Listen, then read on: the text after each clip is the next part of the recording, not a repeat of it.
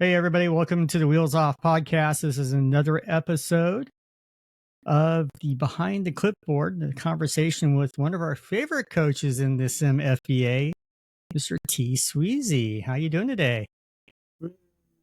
Insert the cheering effect. Pretty good.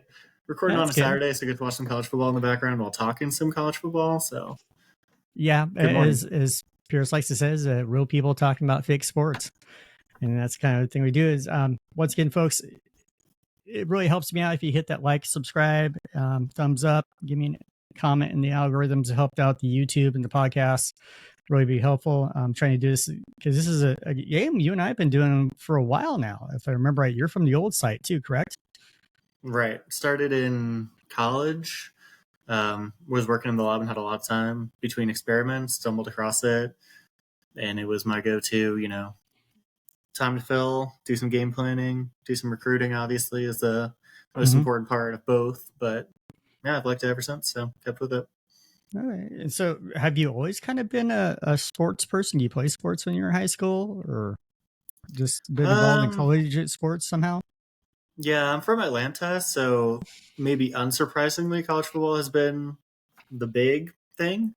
I'm not that big of a guy, so I wasn't really a football, basketball star or anything like that. I did a lot of swimming and climbing, and then like rec basketball and you know stuff like that. So I'd say I've always been pretty sporty, but not necessarily like you know high school football and basketball team kind of level. So, I so guess. more of athletically inclined versus an actual athlete.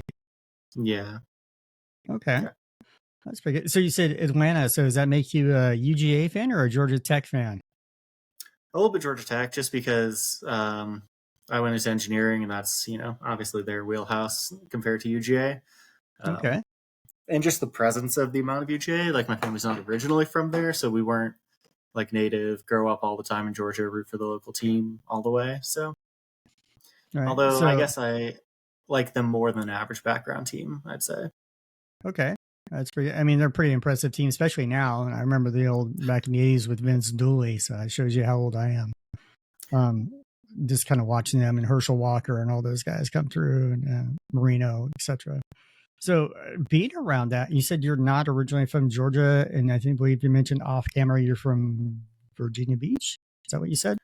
Well, I'm from Atlanta, but my parents are not from Georgia, Okay. so they didn't have any particular local affinity that I got to keep.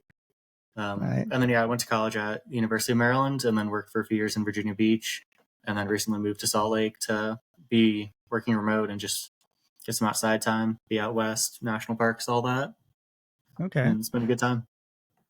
It's pretty good. So have you always had an interest in college sports? Yeah, I think so. At least as early as I can remember, I think college football was the number one thing to watch that I enjoyed. So Yeah, especially in Georgia, I can imagine. yeah, exactly. Between that and the Braves, probably. The Yeah, Hawks yeah, haven't definitely. been so good in a while. Well, I mean, the Falcons up Braves and get down. a little bit of a national following too, more than just Georgia, but yeah, definitely. Right. So what kind of really got you in? Obviously, coming from the old site, you have the connection to the modern sim, but how did you get into doing simulated sports? What's kind of your draw to that? I think I spent a lot of time playing NCAA '07 back in the day, and that took more hours than I think it should have out of my life doing that, and it was always about the recruiting was my favorite Mm-hmm. part. Um, and then end of high school, college was busy with a lot of stuff, and I started working in some labs in college and had a lot of downtime waiting for things to run. And I was like, yeah, well, that would be cool. Obviously, college football's back on Xbox, but at the time being on hiatus, I was like, oh, I wonder if people do, like an online version or something like that. And I thought it would be more interesting, at least for recruiting, to be against, actual people where you can't exploit whatever or just learn what the computer does every time. Um, and I don't know how I stumbled across Old Sim, but I did. I liked it. Um, kind of joined at the tail end when it started going through those long pauses, and then heard that we had started up and popped in, and been here since. It's been a good time. It's good. It sounds like you have a lot of ties, like a lot of people do, playing NCAA, whatever, sitting down on the PlayStation. I don't like this one. Start over, redo, rebuild something. Do you kind of look at teams to rebuild, or you look at for teams that are kind of in a decent spot that you just need a tweak to do well? I do know that there's two schools of thought. There's the people who really like rebuilding, and I'm more of the side of I really want to like dynasty it a little bit. I don't really like taking over someone who's already number one, but I definitely like to experience at least a few years of being at the top, and that's more so my goal is like average to top rather than bottom to good. Okay. Is kind of what I enjoy a little bit Is more. that why you took Tennessee then? Because they've always been kind of like the average and you could be good? Yeah, I mean, all the teams that I would have wanted to take, like personal ties, were already spoken for. So I really had to just, pick one. And Tennessee was kind of actually just, I thought maybe it would have good recruiting space and be a pretty, good, not great team. Although not having Georgia as close to home made it's not really that good of a recruiting spot. But yeah, it fit all my criteria. But it was kind of a random pick. I don't have any personal connection to it. Just all the ones I did were taken. So what were some of those? Georgia Tech, Ohio State, Maryland are probably my big three that I would be at. Okay. Yeah. So I noticed Ohio State's been having a revolving door in our sim for Yeah. head coaches. How come never the change? Yeah, I think that if this happens in like 2 or 3 years, I might. I don't want to leave before my class of recruits have at least gone through a full 4 or 5 year cycle. Mm-hmm. I think we've had really good recruiting, and I'm not just going to bail before I get to experience the fruits of all that. But down the line, if they don't have somebody stable, I think that would be a possibility to swap to at some point. Okay. So I guess kind of looking at this, you're talking about recruiting. You talked about everybody came over recruiting. That's kind of what drew me into. I do other sims outside of this, and it's like, okay, something new. Found the old sim right at the tail end. Had Old Dominion. It's like pause, disappeared a lot, and I'm like, come over. Yeah. Same as you. Oregon at the time was taken by somebody else. I took somebody else. So going through this, have you kind of evolved your strategy from old sim to new sim, and then in the new sim early stages to now? Yeah, I mean, I don't really take any lessons from old sim beyond just an introduction to it. Like the mechanics are different, so there's not really a lot to do besides, I guess, get the concept of kind of role playing versus the numbers inside the computer and what matters to you the most. Which I know everybody has a different balance between those things that they like. And then the first season, I'd say there was a lot of questions about what actually matters. I know people were really hung up on should I get the guys with the higher stars or the higher potential or the bigger overall ratings? Who's going to be the best player?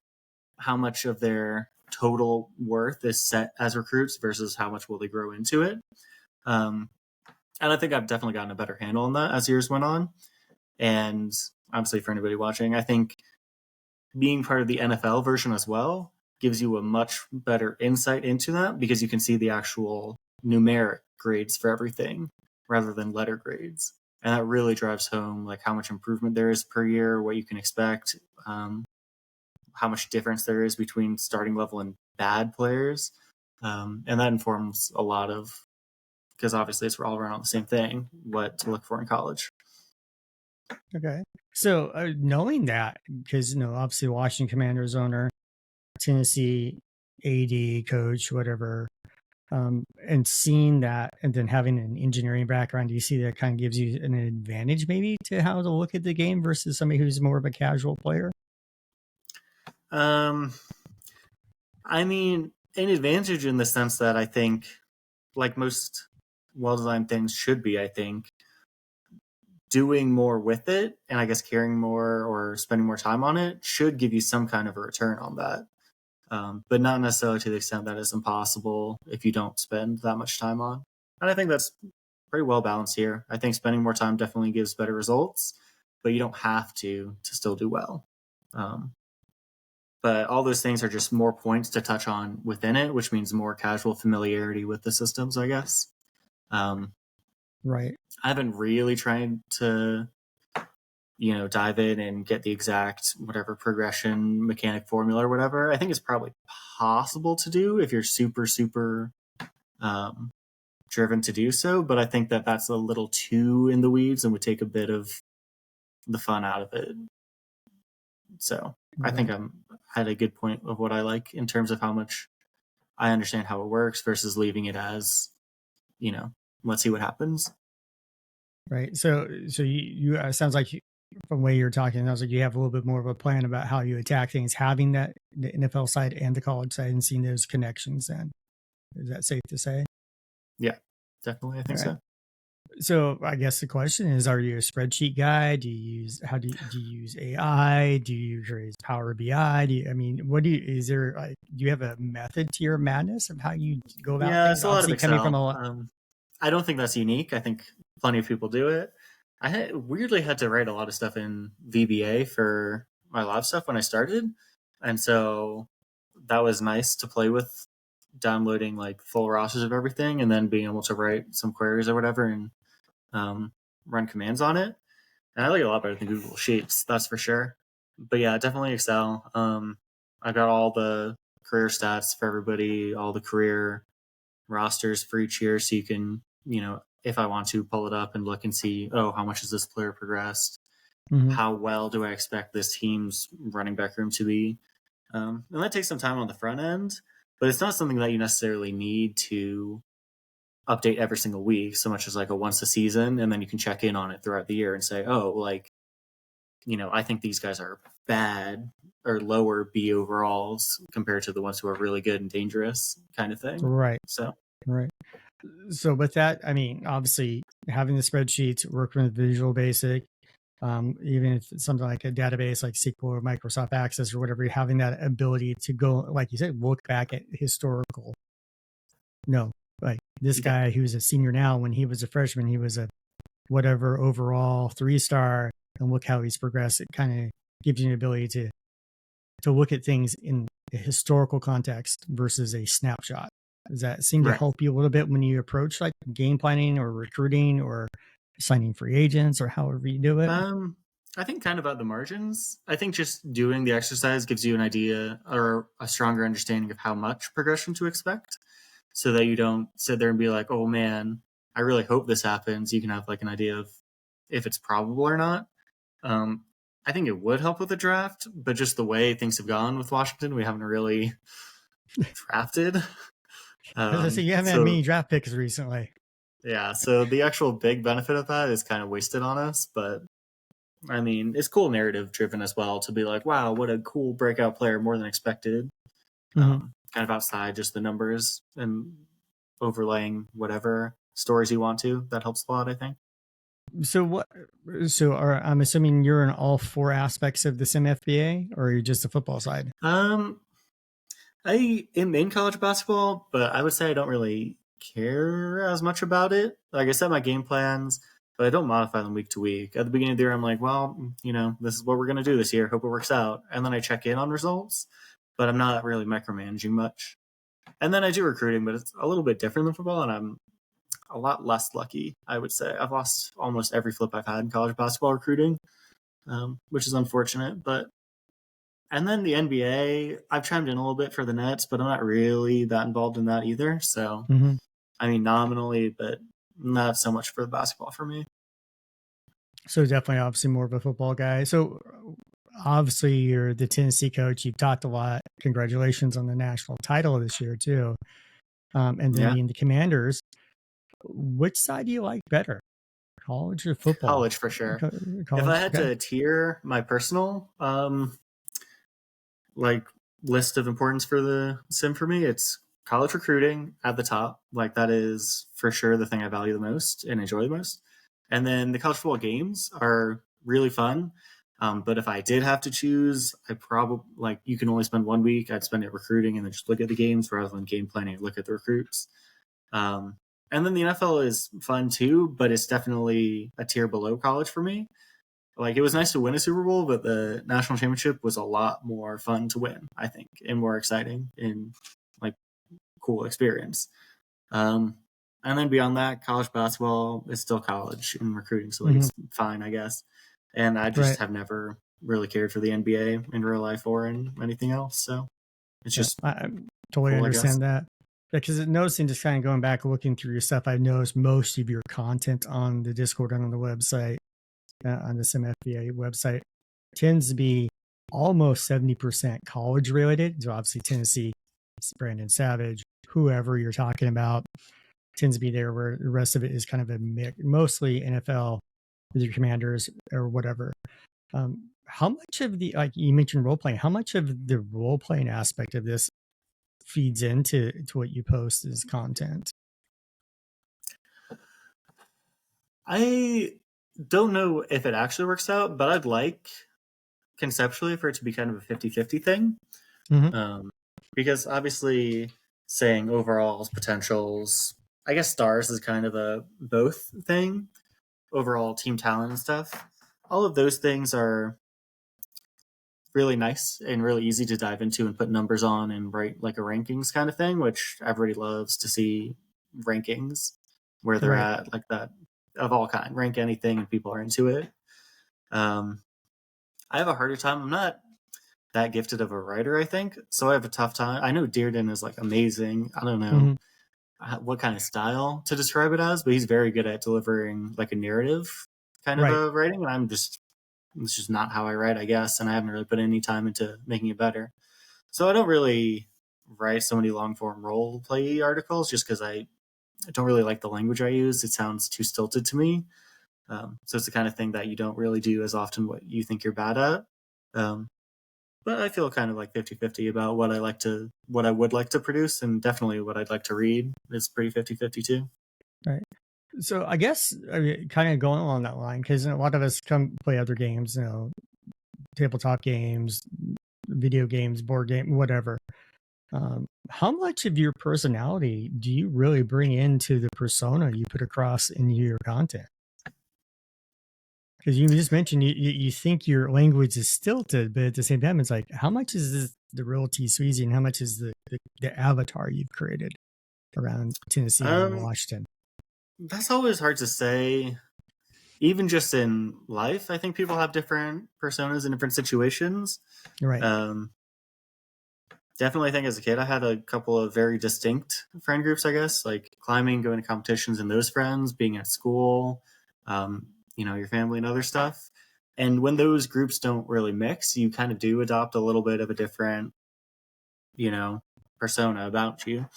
Mm-hmm. Um, I think I lean into more exaggeration, as I think you should, online, just because it's just kind of the way of the world. If you want people to be interested, you kind of have to be a little bit larger than life in all of your reactions than what they would be.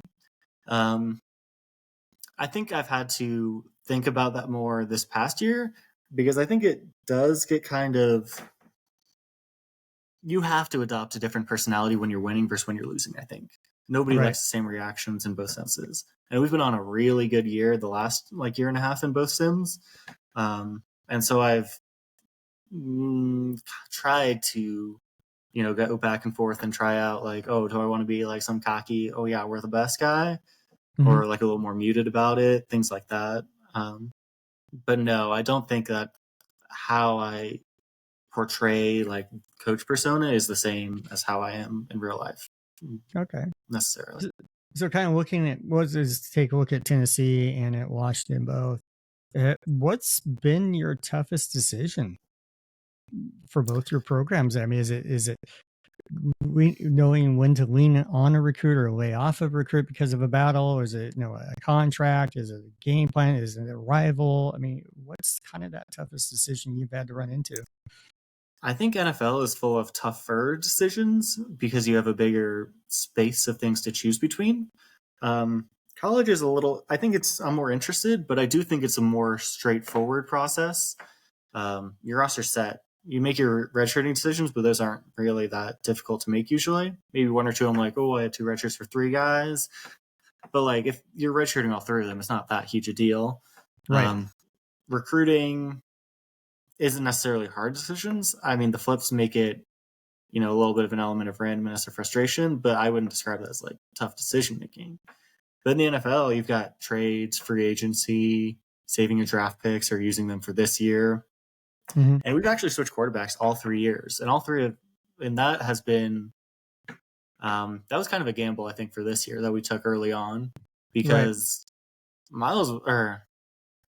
Padilla was a really, really highly rated guy, but we couldn't make our offense work as well as I thought it should with him.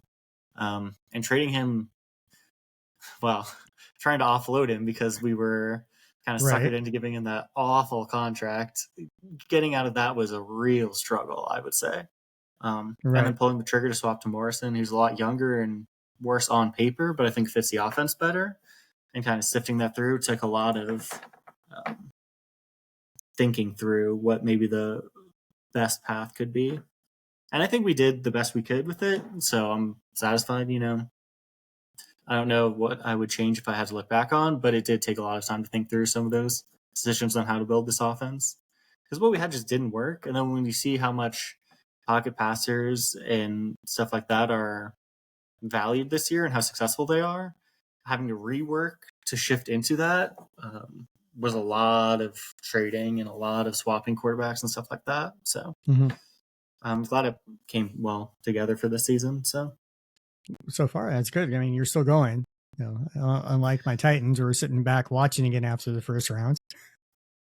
Yeah, I know. It only takes one loss, and that's it. So kind of looking at that, you mentioned schemes as offense and defense schemes in the sim became a bigger thing this year than it was in the past. It's expanded out to 12 on offense and 8 on defense, whatever. Mm-hmm. How much are you more, here's my players and let's figure out what scheme works for it? Or are you more of a, here's my scheme, let me find the people that fit the scheme?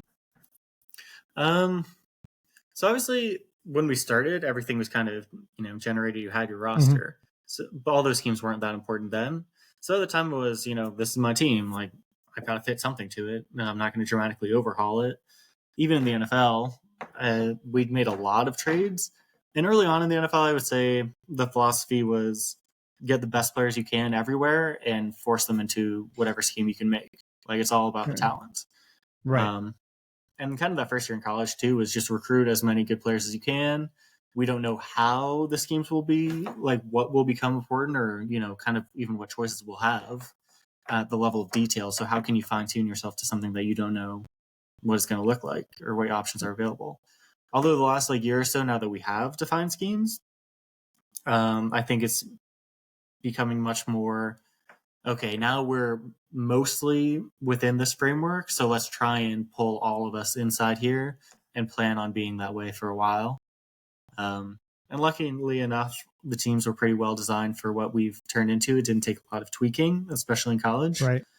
And then in the NFL, you can make enough moves that, it takes a lot to pull off all these moves, but you can switch if you want to. Or if you're stuck in the middle, it's not impossible to go all the way into one thing. And I think it's become a lot more important, too. I think fitting a scheme is as important as just having all the highest numbers at this point. Right. So kind of going back, looking at this, you're one of the Tennessee, you leaned in your first year. Was it air raid or were you vertical that first year? I think we were vertical. You were very pass happy. I know that. The very first year, we were pretty pass happy. We had not good running backs. I had redshirted Aldrich Noah, like the only good running back we've had. So he was on a redshirt that year, and we didn't really have much behind him. We actually started a scrambler in preseason, and we're going for something like that. But we had enough preseason games that kind of tested both quarterbacks. And I was like, actually, you know what? Our offense runs a little better with the pocket guy. And then as the year went on, I was like, well, our wide receivers are the best things we have. Get them the ball as much as possible. And that's how that happened. And then in recruiting, obviously the name everybody knows, Brandon Savage, was generated as the only 5-star that Tennessee has produced in the sim. Right. And we were really lucky to get him and, obviously lean on him as he's gotten better. Right. And I know because a lot of your content, especially recently, is very Brandon Savage focused, which as it should be, having that level of talent and that level of success going forward. And then obviously the national title game helps out as well. When you look at recruiting, and I know you and I have talked in Discord about recruiting occasionally, How do you approach that? I mean, how much conversation do you have with other coaches as you go? Do you say, "Hey, here's what I'm thinking"? What do you? I mean, do you have anybody you bounce those ideas off of as you go through? I think at this point, there's some things I bounce ideas off of for sure, but I'm pretty confident in what my strategies and best practices are. So I'm not really at this stage looking for advice on things. There's a lot of commiserating, like, oh, lost the flips, or like, how are you doing so far? Stuff like that. I do like to stay in touch with people just because I think it's fun to, talk about it. But that's not quite the same as asking for advice, I think. Hmm. Maybe if somebody's not really involved in any of my recruiting battles, they'll be like, oh, what do you think of this kind of thing? And Right, shoot some, point distribution questions. But that's almost more of like a sounding board style talk right, too, where you're talking about it, but you're not really needing the input as much as just the act of talking about it is nice and kind of sets what you want to do in your own head. right. So I kind Yeah. of going off this idea of recruiting, and obviously in some sense free agency as well. Using your background, using the spreadsheets, using the VBA, whatever. Obviously, you have some sort of system that you use. Is there certain things you look for in recruits that maybe other people don't pay attention to that you're finding may work in your system? Not so much in Yeah. everybody's, but it might just work in the Tennessee or the Washington Commander system. Yeah. I was especially the middle two seasons, since we've had 4 recruiting cycles now. Hmm. I don't want to say I was paranoid, but I definitely was like a little tight lipped about what I wanted and what I was trying to do. Because although now with those 4 classes signed, by the time they're all done, I'll probably be ready to swap teams anyway. So I'm maybe a little more freer with what I think. But I would say that the number one secret sauce or whatever is being aware of what all the other coaches are doing. So I have, like all the rosters, and I have actually, I can run a pretty quick query and say what the importance of every position group for every team is in terms of who should really be getting a really good player at like linebacker this year, like who is and who shouldn't really care about it so much compared to the rest of their roster, and Right, then seeing who is on what recruits. And so the number one thing is don't go after people that everyone else is going after. Find the guys that are you only have so many points, and the number of points that go into recruits that sign with you is probably the best indication of what kind of a class you're going to have, because you've got what 2,000 points total, 20 weeks, 100 points each, hmm, and if you got 25 scholarships, you know you should have like 1,500 plus of those points on the guys that sign with you. Um, the more points you throw away on battles you don't win, it's really hard to do anything else. And you just statistically, if you jump into a bunch of high profile battles, you're not going to win very many of them. Um, so I have obviously the rankings of which recruits I'd most like to have at every position. I have my positional priorities, and those play, the most important roles in the targets. But I am very willing to take like my 4th choice instead of my 2nd choice if that gives me less competition on him. right, Um, and then you do have to project enough. Like, I think it's smart if you're all of a sudden it turns out you're in a 3-way battle and you've got 33% odds, instantly get out of it and jump into a uncontested guy. But you do sometimes for the important players have to stick it out just to show that you're not going to be bullied just to be bullied, to make it so that other people can't force you off. Like it always has to be on your own, you know. right. On your own accord. Yeah. But yeah, that's mostly how I think through recruiting, I would say, is availability and importance of the player. And then obviously I Any have a pretty good sense of how good they all will be. right. So any recruiting or free agency or trades you regret then? That I regret. Yeah. We've lost a lot of high profile corners that I should have put a few more points on. It's hard to say regrets for recruiting because I think we've done so well in it. Like I've been really, really pleased with that. Free agency, we signed some not great contracts, and I think that's going to bite us in another 2 years probably. We'll have a lot of cap issues. Um, And so, to some sense, I regret them in that after a few more years of practice, I think I could write better contracts or choose players that are more important to spend that money on. So I have a few minor regrets, but especially for the NFL, we are in such a position of, yeah, we're definitely trying to win now as much as we can, extend the window. If we fall apart, whatever, we had our run. There's no Right. loading up for the future that we need to do. We're there now. So you can kind of take a hit on the best thing to try and, I'd sacrifice great for in the future for good now in some cases. Okay. So kind of with that, I remember when I was doing my research, because I always go back through Discord and everything, and discussions and the posts we've had on this site talking about recruiting. I believe it was, well, I'm not sure if you were the one who brought it up. I know you talked a lot about the math behind how to always stay in the fight on a recruit. Because when this last season, before I switched from Wisconsin, I was 0-13 in battles on coin flips.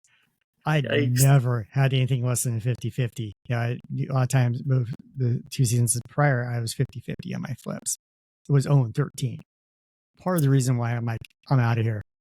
I'm losing to people. Coin flips I should never have lost. And it's like, okay, so do this. You talked a lot about the math, having an engineering background, working with your different stuff. How much is the math related to your recruiting process then? Because I know a lot of people are like, oh, 5 recruits, 20 points each, and boom, just bomb them. And then some other people are like, I can do this point here just to get the bonus, but then know when to switch. How much does that play into what you do? Yeah, actually, that is a good point. And I guess I've taken it for granted, because that is actually just as important as anything else, is knowing what you have to do to stay in contact with a player. And that goes back to the overarching thing of save your points. Spend as many points on players you sign, but spend as few points on each player that you sign. So especially something that I think a couple other people have started doing more, but even for like the 5 stars and the high 4 stars, if you're in the lead and you know you're in the lead and the teams below you have kind of transitioned off, the only thing to be worried about is new people jumping in. But you know how many points you have, and you can kind of get a pretty clear picture if you spend enough time looking as to what the thresholds are going to be. And then you know if somebody jumps in, the maximum they can do. 20 points, and then with a bonus, week 2 they have 42. And then if they have to be within 2/3 of you or whatever, you have to be of like 65 on them or whatnot. So you have an idea like, okay, if somebody jumps in, will I be guaranteed to sign him before they can make it like a coin flip decision? And getting to that point as early as possible is really good, because then you can say, yeah, no matter what happens, if I spend the points, this recruit's signing with me. And at that point, I mean, some people do anyway, but there's really no point for anybody else to jump in on that recruit, especially, and I don't know if that's actually the case, but I'd hope at some point people have recognized that I do have those numbers that I've set on, and that's why I'm doing it. And if somebody sees like, oh, Tennessee is in whatever narrowing down decisions and nobody's really contesting this guy, I'm not going to win him. And they kind of stay away because they know that mathematically it's already locked up. And so then decisions about decisions, that means that you're pretty confident nobody's jumping in. So all of a sudden you can dial back your own points and slow play them to the end and use those points to jump ahead on some other guys early on. Right. And so there's a lot of like setting it up so good things can happen, and then projecting so that everybody knows that you can have those good things. So then you have even less competition, which is always, the winning formula, I think, to signing a lot of good players. But knowing what's possible, who you can jump in on and who you can be jumped in on is really, really important for that to work.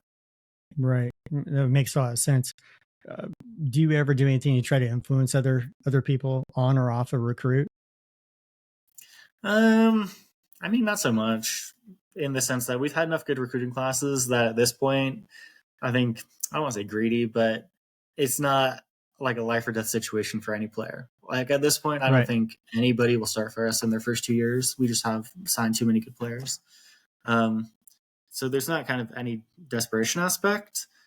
And I guess earlier on, there was a little bit more, what are you doing kind of thing, like seeing if anybody wanted to talk strategies. And sure, there's sometimes you float like, how important is this guy to you?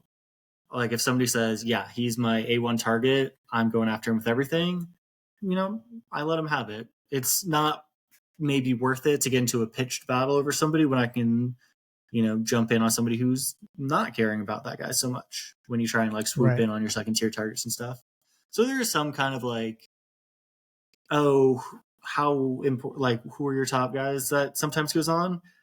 But I think for whatever self-justification anyways, I mostly treat it as who do I stay away from rather than being like, you better not do this kind of thing, as much as Right. like for my own, who should I not get into for better odds, is what I try Right. and keep it towards. So kind of going along those lines, knowing how you're recruiting, you have schemes, you have things going on. Is there a meta? Do you believe in this game right now? And if For there the game or is, for or recruiting? Because there's two different. but in both, we'll handle the game plan and then also recruiting. I think there is a meta in the recruiting. I think everybody's talked about that. Everybody's alluded to it in game planning. But is there one? And if there is that something you tend to lean on, or is that something you try to go against all the time? I don't think there was in game planning until this year. Like I think there were some things that were bad. Like scramblers were not good. Don't have your starting quarterback be a scrambling throw all the time. That's always been true. This year, I mean, they're capable of doing different things now. But I think it's pretty clear that the best offensive and defensive success was throw the ball long with a pocket quarterback to a speed wide receiver as much as you possibly can.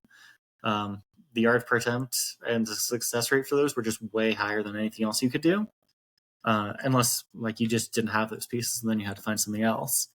And then on defense, about halfway through the year, I was converted, I guess, to the idea of blitz every single play, no matter what. Mm-hmm. Because by then there was a big enough sample size. Because I kind of assumed that, blitzing a lot would lead to bigger negative plays, but more bigger positive plays for the offense. Right. And if you get a big enough sample size across the country, that wasn't really true. Like if you blitz 3, you get a lot more sacks, a lot more tackles for loss. But when you don't, the plays are pretty much the same as they were if you didn't blitz in terms of success.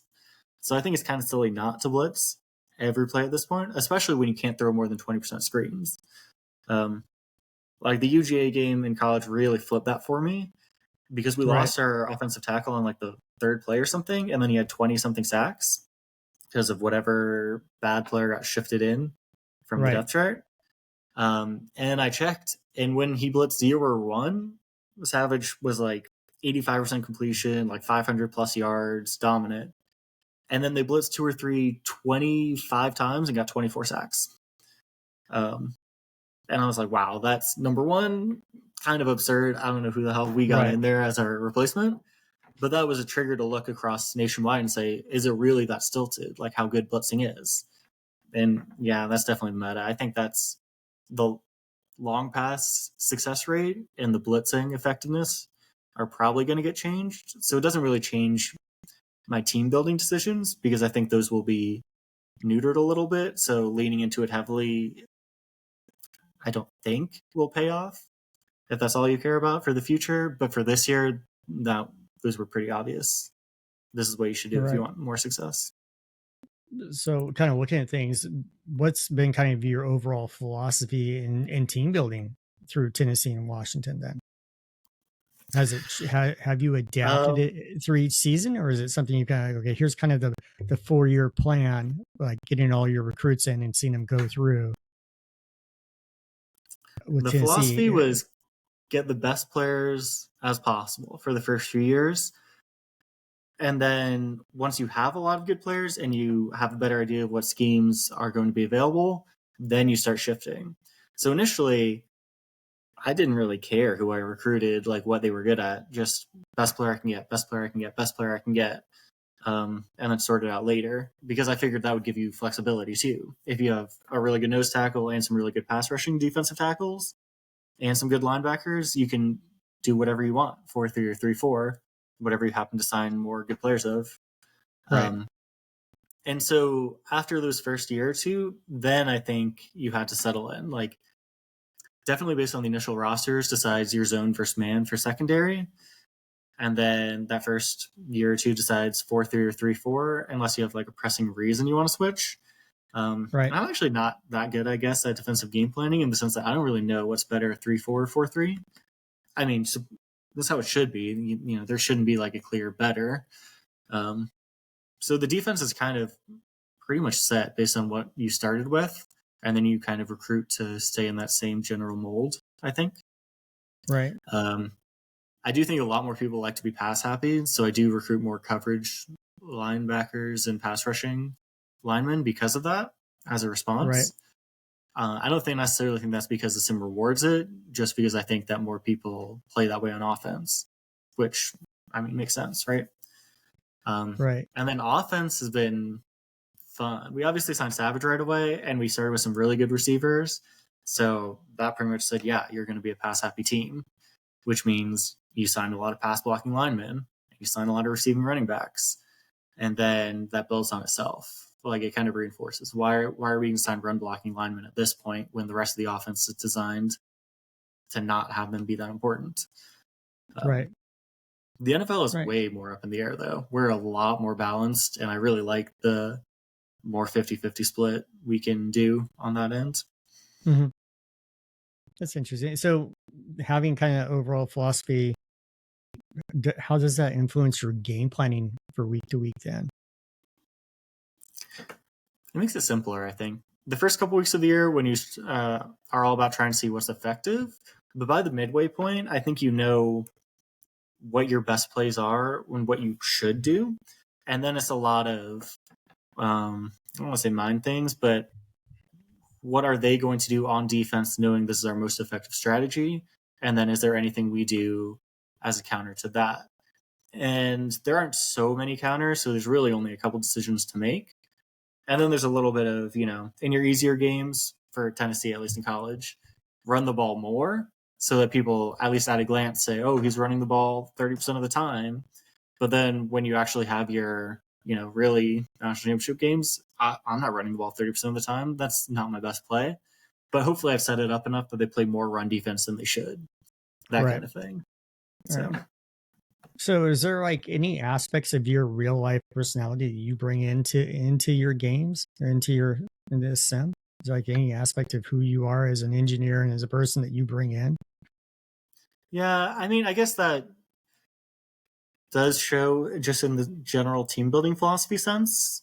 I do like looking through things, deciding what, the best option is, why, a lot of, I try not to do it so much because it's different when you don't know people in real life, but a lot of, not necessarily combativeness, but you should be able to argue about something. And if you're wrong, then you're like, oh, well, I guess I lost and I was wrong. I shouldn't do that thing anymore, and switch it off.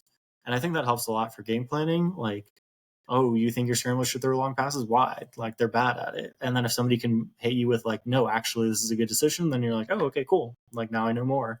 Time to jump in with that. And I think that, I don't like calling it argumentativeness, but debativeness, I guess, and more of a fluidity on updating, okay, I was wrong. Like, now I'm not. And being ready to do that, I think, is helpful when you're exploring new mechanics, for sure. So when it comes to the mechanics of the game, just kind of looking at things, would you say there's not enough people pushing the mechanics of the game to figure out more how to work it?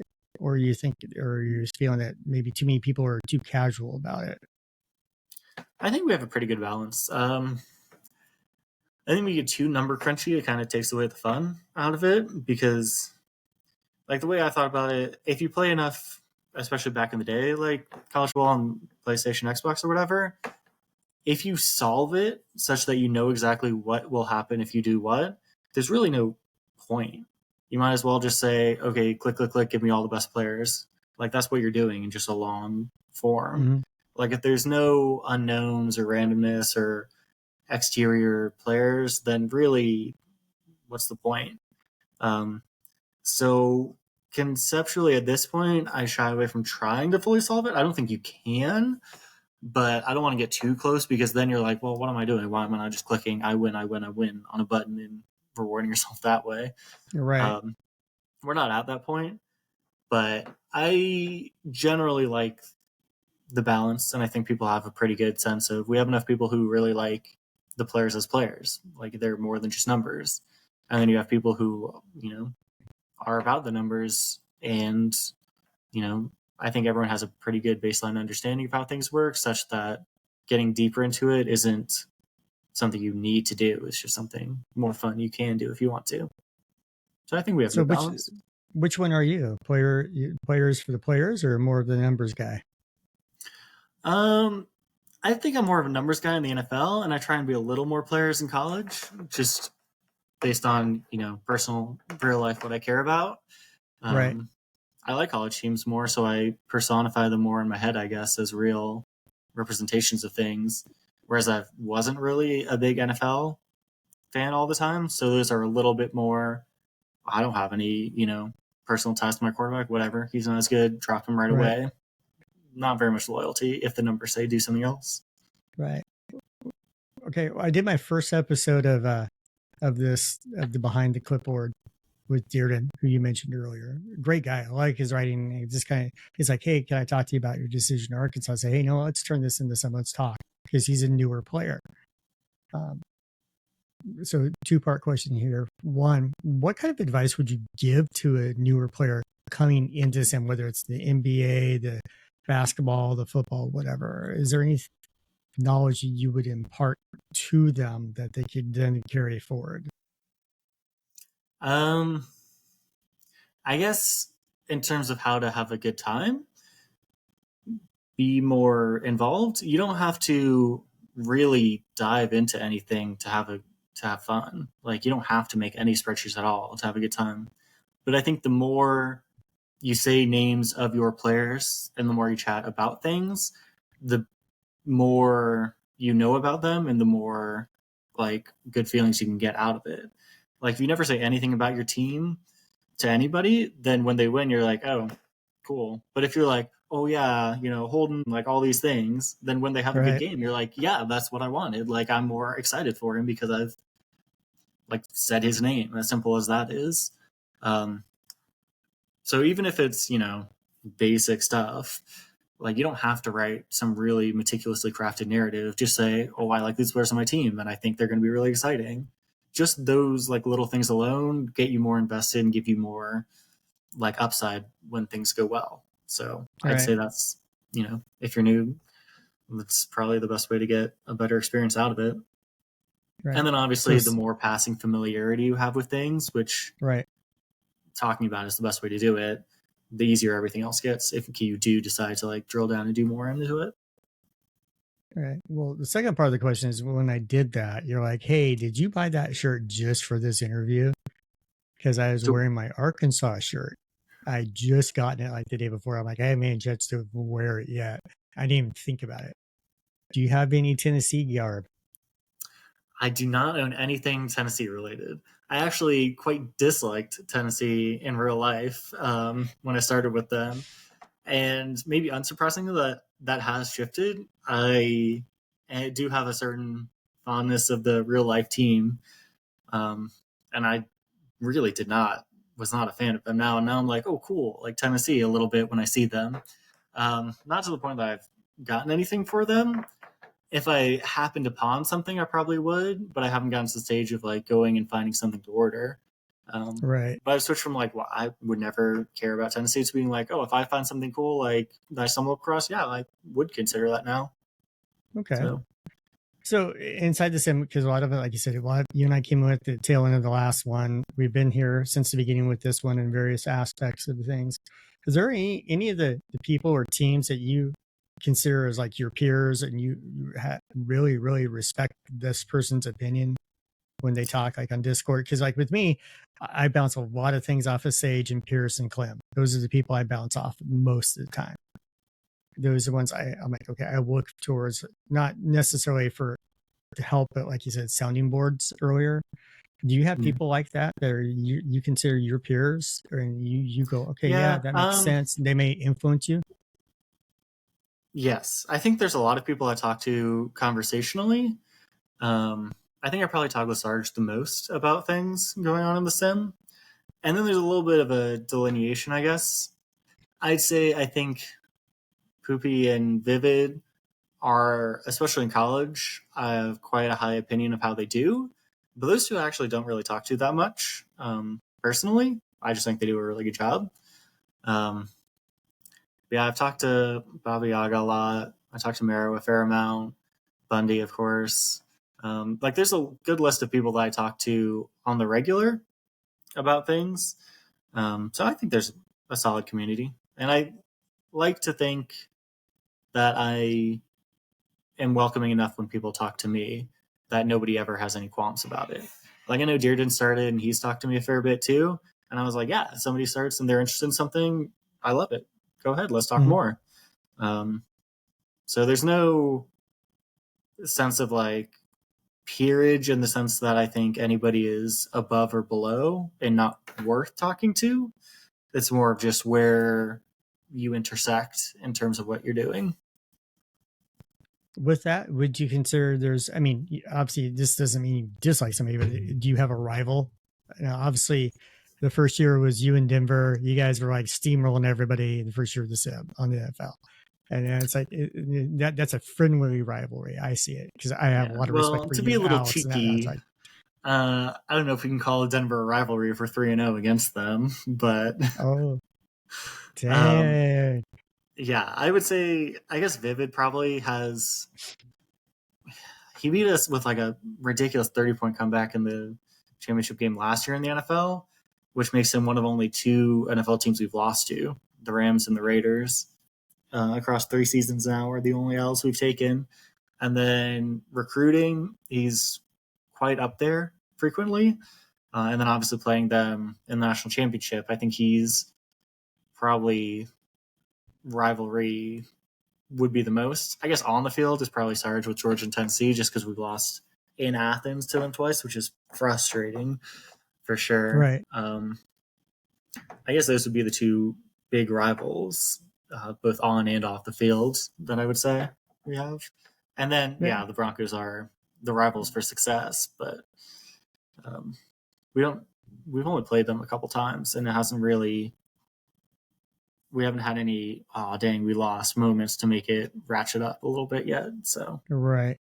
Well, I mean, they're all good people. I mean, Alex, Vivid, all these people you mentioned are great people in the Discord too to talk to and bounce off of this.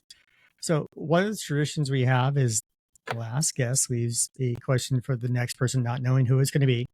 Smackham's had no clue you're going to be the one that's going to get this, but we were kind of talking about this and just kind of looking at things. You've won a Super Bowl. You've won a national title now with Tennessee. What's I guess now that you've accomplished this, what's your ultimate goal inside this simulation now? I thought it would take longer to win a national championship. I'll be honest. I did not think we had that great of a generated roster. So right now, well, I guess if you include the most recent season, people had seniors, redshirt juniors, and then this coming year, people will still, on average, I think, have 5 to 10 redshirt seniors that they did not recruit. And I think out of those, I guess the class of 2019 or 2020, we have like 4 or 5 blue chips total on the roster. And those are still like half your starters for a lot of teams. So I didn't think we quite had the talent to win this year. So I was kind of setting it all up for next year being the big run with Savage in the senior year and have that be a capper of like, we did it, we made it to the top, we signed all these number 1 recruiting classes, college is completed. And so this is kind of like a surprising, oh, we got there early, like, cool. Right. So that does take away a little bit of like what are you striving for sense, I guess. So now it's keeping it going, I think. I want to run out these number 1 classes until they graduate, but especially with this win And not to be too ahead of myself, but I'd like to think we will get at least one more in the next couple of years. Just with the talent we have, I think if this was real life, you would be expected to win at least another title. Right. So do that, and then I probably will change teams within the next couple of years. But like, I like winning for winning's sake. There's no like other thing about it. Just because you've won before doesn't really make it any less sweet. And the goals are still the same: sign the number one recruiting class, win all your games. Well, I think NFL, each team's different too, right? Because your first year team is a lot different than this year's team. Yeah, that's true. But like the goals are the same. You still try and get the most out of it. I will say I'm looking forward, I guess, to not necessarily say the NFL team falling apart, but I think Washington is not going to be a super team for very much longer. So we'll actually have to be in the draft and manage cap better and start a rebuild. And I'm pretty curious how that goes. Like that'll be something really different. Okay. So I'm looking forward to going through that, I guess. But not too soon, obviously. Let's say that time comes up in the next couple of years and Washington's there and they have, and let's say hypothetically you have the number one pick and you have to choose between Brandon Savage and David Ross. Who are you taking? I mean, it's Savage for sure. Although, for our personal case, we already have a pretty good young quarterback.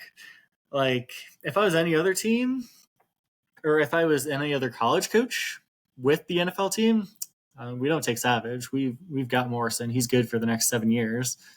But like, I'm not going to separate from my boy if I can get the chance. And if he does come out, as some people like to, I think they're just doing a bit. I don't think anybody is. Well, maybe a few people are super serious about that being a good decision mechanically for this sim. If he come out, I don't think he'd be higher than like a 56 or 57 overall, which would be the worst starting quarterback in the NFL by a margin.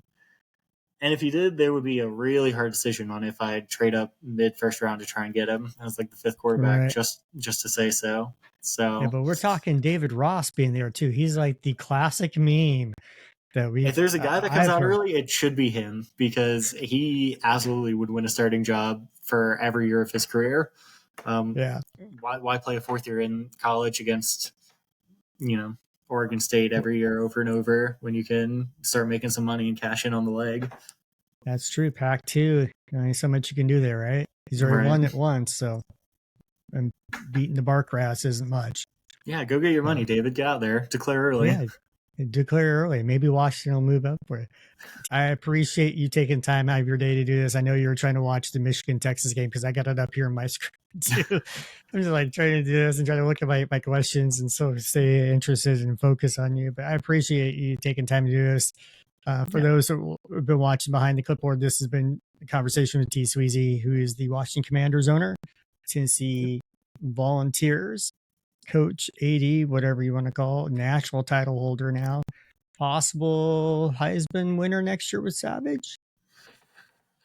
Well, he won last year. I know, but he can do too. I think he will win if he stays, for sure. I think, biased as I am, that Nebel winning was fair enough for the Heisman, although I think Savage should have won the best quarterback award, the Danny O'Brien or whatever it's called. Right. I think that is how the split should go. But, I mean, Landrum's really good. Georgia Tech really used him and exploded with him. So I guess that's not an unfair winner there. Right. Yeah, if he stays next year, there's not an award he won't win, and there's not a career record he won't set. So please come back. Well, like I said, everybody appreciate it. Like I said, subscribe, give me some comments. I'm trying to do this on a fairly regular basis every couple of weeks or so. The time this is done, this is the Texas-Michigan game. I probably will post later. Been doing this, but thanks for everybody for watching and doing it, and we'll catch you next time. Yeah. Later.